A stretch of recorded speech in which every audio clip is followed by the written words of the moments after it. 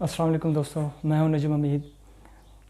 दोस्तों, पिछले लेक्चर में हमने थोड़ा सा डिस्कस किया था नंबर सिस्टम को। उससे हमने कुछ सेट बनाए थे और सेट से न्यू सेट कैसे बने वो भी हमने कल डिस्कस किया था। और आज के लेक्चर में हम डिस्कस करने लगे हैं, इसके साथ हमने प्रीवियस लेक्चर में डिस्कस किया था प्रॉपर्टीज़ ऑफ एडिशन और प्रॉपर्टीज़ ऑफ मल्टीप्लिकेशन। तो दोस्तों, आज के लेक्चर में हम जो डिस्कस करने लगे हैं वो है हमारा properties of equality and properties of inequalities.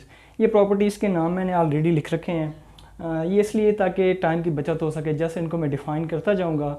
और आज का मेरा टॉपिक बहुत ही सिंपल और छोटा सा टॉपिक है जो फ़ौरन ही ख़त्म हो जाएगा। तो आइए दोस्तों स्टार्ट करते हैं। सबसे पहले हमारे पास प्रॉपर्टीज़ ऑफ इक्वलिटी। अब इक्वलिटी क्या होती है? इक्वलिटी के लिए हम यूजुअली ये साइन यूज़ करते हैं, यानी कि मसवात, उसमें ये साइन यूज़ होता है। तो इक्वलिटीज़ की प्रॉपर्टीज़ जो है, सबसे पहली प्रॉपर्टी है उसकी रिफ्लेक्सिव प्रॉपर्टी। रिफ्लेक्सिव प्रॉपर्टी क्या होती है? तो दोस्तों, रिफ्लेक्सिव प्रॉपर्टी के लिए आपने क्या करना है, कोई एक एलिमेंट ले लेना है। कहाँ से? रियल नंबर से। और किस तरह का वो रिएक्ट करेगा? ए इज़ इक्वल टू ए आना चाहिए। ठीक है, ये है हमारी रिफ्लेक्सिव प्रॉपर्टी। दूसरी हमारी सिमेट्री प्रॉपर्टी। सिमेट्री प्रॉपर्टी में आपने क्या करना है दोस्तों, आपने यहाँ से कोई से दो एलिमेंट ले लेने for all A B belong to real number. और वो कैसे होने चाहिए? A is equal to B, A is equal to B, sorry, A is equal to B, that implies that B is equal to A. ये दोस्तों हमारी होगी symmetry property की। A is equal to B के है तो definitely B is equal to A ही होगा। थर्ड प्रॉपर्टी पर आते हैं दोस्तों। थर्ड प्रॉपर्टी है हमारी ट्रांजिटिव प्रॉपर्टी। ट्रांजिटिव प्रॉपर्टी में आपने क्या करना है, कोई से तीन एलिमेंट आपने लेने हैं for all A B C belong to real number. और तीन एलिमेंट आपने किस तरीके से लेने हैं कि फ़र्ज़ करें अगर आपके पास है A is equal to B and B is equal to C, that show that A is equal to C. अगर ए बी के बराबर है और बी सी के बराबर है तो डेफिनेटली ए और सी भी आपस में क्या होंगे? बराबर होंगे। ये इसकी थर्ड प्रॉपर्टी आ गई, ट्रांजिटिव प्रॉपर्टी। अब आते हैं इसकी फोर्थ प्रॉपर्टी पर, एडिटिव प्रॉपर्टी। एडिटिव प्रॉपर्टी है तो डेफिनेटली इसमें कुछ एडिट ही करना होगा, एडिशन ही करनी होगी। तो आइए चले देखते हैं इसको ज़रा। यहाँ पर भी दोस्तों आपने कितने एलिमेंट लेने हैं? कोई से तीन एलिमेंट ले लेने हैं। कहाँ से? रियल नंबर से। किस तरह से? अगर आपके पास A is equal to B है, that implies that A plus C is equal to B plus सी।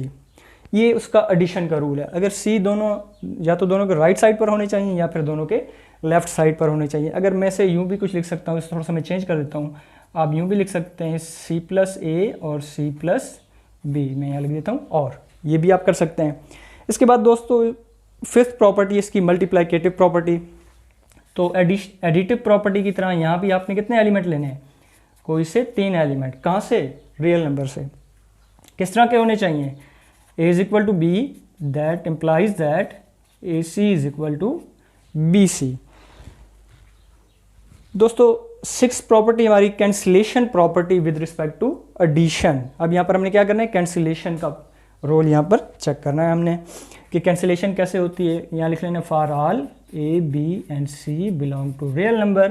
किस तरह? अगर आपके पास A plus C is equal to B plus C है तो सी से सी कैंसल आउट हो सकता है। अगर इन दोनों सी का एडिटिव इनवर्स दोनों तरफ ऐड कर दें तो ये हमारे पास आ जाएगा A is equal to B. Similarly इसी तरह cancellation property with respect to multiplication.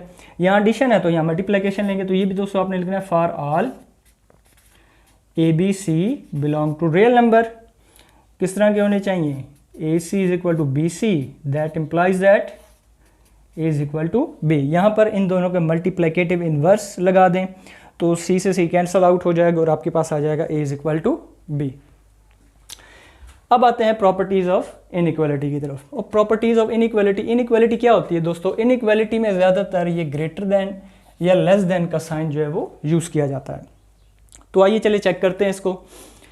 सबसे पहले जो हमारी प्रॉपर्टी है वो ट्राइकोटोमिक प्रॉपर्टी। इसमें क्या होता है, इसमें तीन पॉसिबिलिटीज़ होती हैं, either a is equal to b और ए ग्रेटर देन बी और ए लेस देन बी। तो किसी भी दो नंबर्स के दरमियान ये तीन पॉसिबिलिटीज़ ही हो सकती हैं। या तो ए ग्रेटर देन बी होगा, ए लेस देन बी होगा या ए इज इक्वल टू बी होगा। ये हमारी फर्स्ट प्रॉपर्टी ऑफ इनइक्वालिटी। अब आते हैं ट्रांजिटिव प्रॉपर्टी की तरफ। जैसे दोस्तों हमने पीछे ट्रांजिटिव प्रॉपर्टी में 3 एलिमेंट लिए हैं और ये चूंकि इक्वालिटी की थी तो यहाँ पर हमने एक इक्वल का साइन यूज़ किया था, लेकिन ये जो ट्रांजिटिव प्रॉपर्टी है ये इनइक्वालिटी की है। इनइक्वालिटी की प्रॉपर्टी है तो यहाँ पर साइन कौन सा यूज़ होगा, इनइक्वालिटी का ही यूज़ होगा। तो बाकी सेम है, आप लोगों ने ये लिख लेना a B C belong to real number, a greater than B and b greater than c, that implies that a also greater than सी।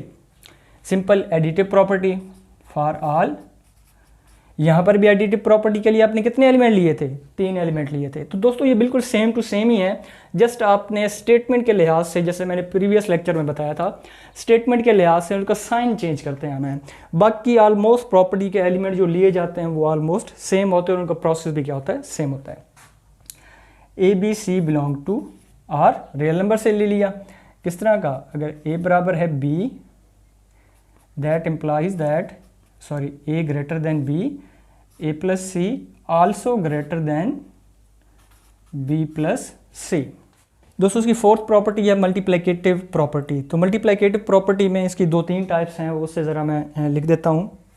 तो सबसे पहले हम देख लेते हैं, हम यहाँ पर क्या करते हैं, फॉर ऑल कोई से 3 एलिमेंट ले लेते हैं। कहाँ से ले लेते हैं, रियल नंबर से। रियल नंबर की प्रॉपर्टीज़ हैं तो रियल नंबर से ही लेंगे। और यहाँ हम एक कंडीशन लिख देते हैं, सी इज़ ग्रेटर देन 0, यानी कि सी कोई पॉजिटिव नंबर है, बाकी ए और बी पॉजिटिव भी हो सकते हैं और नेगेटिव भी हो सकते हैं।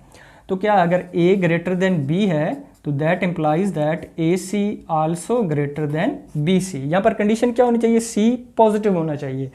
आप ए बी और सी की कोई वैल्यूज़ लेकर यहाँ पर रख लें, तो अगर ए ग्रेटर देन बी है तो ए सी बी इनका प्रोडक्ट ये बड़ा होगा बी सी के प्रोडक्ट से, ये आप चेक कर सकते हैं।